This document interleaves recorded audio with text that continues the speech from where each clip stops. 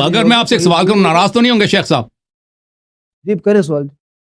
ناراض تو نہیں ہوں گے؟ یہ سوال سخت ہے. نہیں سوال کریں سوال کریں. شیخ صاحب یہ دیکھو، ناراض نہیں ہونا بھائی، میں نے آپ سے اجازت مانگی ہے. یہ جو ہے یہ ہندوؤں کا خدا ہے، اس کو وشنو بولتے ہیں. نوجوان ہے، آسمان میں بیٹھا ہے، خوبصورت بھی ہے، ٹھیک ہے نا. 2-3 ہاتھ ہیں، 4 ہاتھ ہیں اس کے.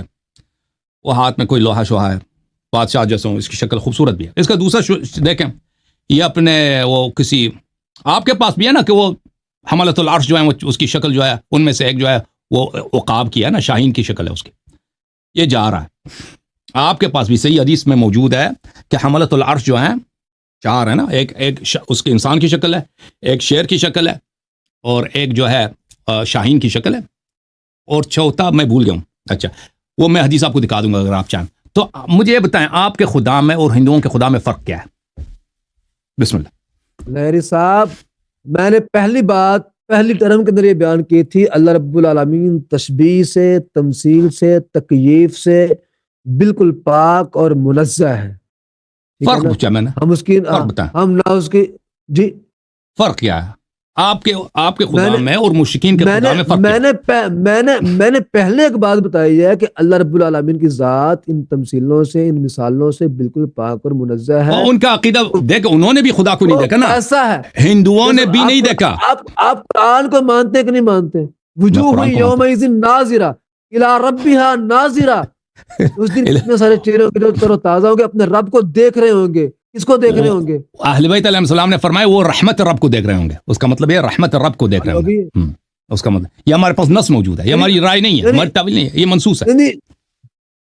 یعنی رحمت کا جو لفظ ہے وہ اللہ رب العالمین صرف اسی ایک خاص مقام کے لیے استعمال کرے، اس کے علاوہ اور جو رحمت ہمیں دنیا میں نظر آتی ہے یا دیگر مقامات میں جو اللہ رب العالمین کی رحمت ہمیں نظر آتی ہے آئے گی، وہ رحمت نہیں ہوگی. وہ کیسی رحمت؟ اس کی تفسیر دیکھیں ہندوؤں کے ہاں بھی دیکھیں، وہ نہیں کہتے کہ ہم نے خدا کو دیکھا.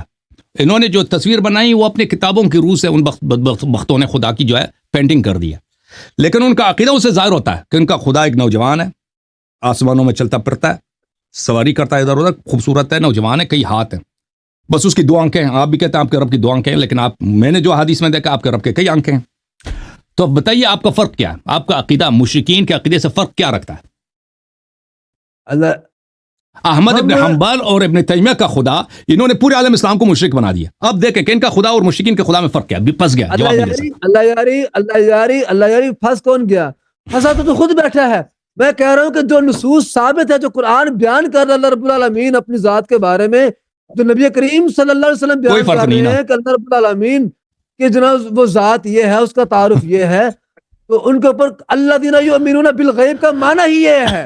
معنی ہی ہے، فرق نہیں بتا سکا نا. مانا جائے پورے عالم اسلام کو انہوں نے تکفیر کر دیا، کافر کافر، مشرک مشرک. یہ توحید کے ٹھیکیدار بن گئے. ابھی جو ان سے میں بار بار پوچھ رہا ہوں کہ آپ کے خدا میں اور ہندوؤں کے بھگوان جی میں فرق کیا بتا نہیں سکتا. آپ توحید کے ٹھیکیدار بن گئے کہ آپ نے کہا کہ اللہ کا چہرہ ہے ہی نہیں ہے، اللہ کے چہرے سے مراد اس کی رحمت ہے.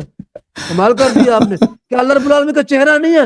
کل شیء ہالک الا وجہہ، جسمی نہیں ہے علیہا فان ویبقی وجہ ربک ذو الجلال والاکرام. کہ اللہ رب العالمین کا چہرہ نہیں ہے. تو ٹھیک ہے نا، آپ کا بھی آپ دیکھیں، ہم مسلمانوں کا، شیعوں کا، اشاعرہ کا، معتزلہ کا، ماتریدیہ کا، حنفیوں کا، ان کے خدا کا مثلا اس طرح انسانی چہرہ وغیرہ نہیں ہے، حیوانوں جیسا چہرہ نہیں ہے. آپ کے خدا کا ہے نا، ہندوؤں کے خدا کا بھی ہے. تو آپ کا رب جو ہے نا مسلمانوں کے رب سے نہیں ملتا، ہندوؤں کے رب سے ملتا ہے.